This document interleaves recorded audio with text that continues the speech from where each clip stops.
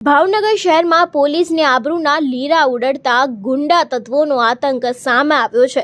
થોડા દિવસોમાં ખુલ્લેઆમ લોકોને માર મારવાની અનેક ઘટનાઓ ઘટી છે, ત્યારે વધુ એક યુવકને માર મારવાની ઘટના સીસીટીવીમાં કેદ થઈ છે।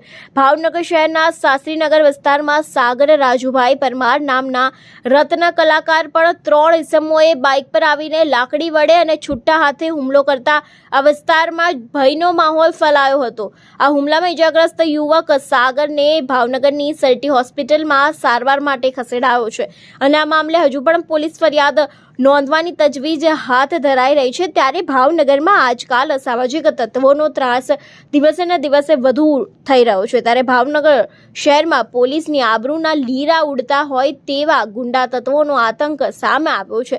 થોડા દિવસોમાં ખુલ્લેઆમ લોકોને માર મારવાની અનેક ઘટનાઓ વધી રહી છે, ત્યારે અગાઉ પણ એક મનીષ નામના યુવકને માર મારવામાં આવ્યો હતો, જે ઘટના બાદ તેને પણ સર્ટી હોસ્પિટલ ખાતે દાખલ કરવામાં આવ્યો હતો અને સારવાર દરમિયાન તેનું મોત થયું હતું। ત્યારે ફરી એક વખત આવી જ મારામારીની ઘટના સામે આવી છે, જેમાં પણ યુવકને માર મારવાની ઘટના સીસીટીવીમાં કેદ થઈ છે। ભાવનગર શહેરમાં આજે શાસ્ત્રીનગર વિસ્તાર છે, ત્યાંની આ ઘટના છે। સાગર નામના રત્ન કલાકારને 3 ઇસમોએ બાઇક પર આવીને લાકડી વડે અને છૂટા હાથ વડે તેના ઉપર હુમલો કર્યો હતો। જો કે હુમલા કરવાની ઘટના થતાં જ તરત જ લોકોમાં ભયનો માહોલ ફેલાયો હતો અને આ હુમલામાં ઇજાગ્રસ્ત યુવક સાગરને ભાવનગરની સર્ટી હોસ્પિટલમાં સારવાર માટે ખસેડવામાં આવ્યો હતો। જો કે આ મામલે હજુ પણ પોલીસ ફરિયાદ નોંધવાની તજવીજ હાથ ધરાઈ છે। ઓકે, તમારું નામ? મારું નામ પરમાર સાગર રાજેશભાઈ। કઈ જગ્યાએ રહેવાનું, શું થયું? આંબા ચોકમાં રહેવાનું, વિજયાનગરમાં ઓફિસે જાઉં છું, શિવમ બિલ્ડિંગમાં 4થા માળ। ત્યાં મારી હારે બે તો મારો મિત્ર ચાપરાજવાળા સિંહોનો રહેવાસી છે, બરાબર। તેની સાથે 2 મિત્રો અજાણ્યા હતા।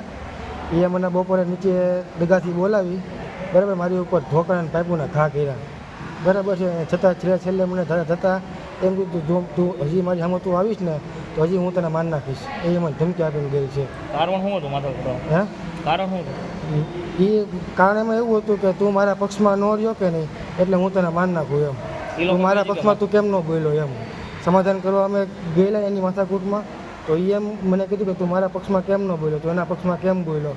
એ વાતમાં એ બસ એ મને હે ને દાઢમાં રાખ્યો, બરાબર ને।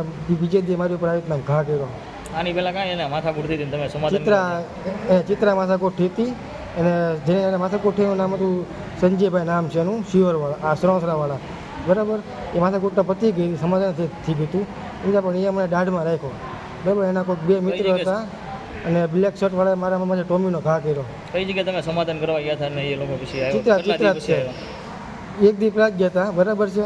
બીજે દિવસે આવી રીતના મને દાઢમાં રાખી મને મારી પર ઘા કર્યો। એ લોકો કેટલા વ્યક્તિઓ હતા? ઘા કરવામાં 3 જણા હતા, એક ચાપરાજવાળા અને 2 કોઈક અજાણ્યા વ્યક્તિ હતા, બરાબર છે। કાળા કલરની ગાડી હતી, GJ04CM 0410, પેશન્ટ પ્રો બ્લેક કલરની હતી એની પાસે।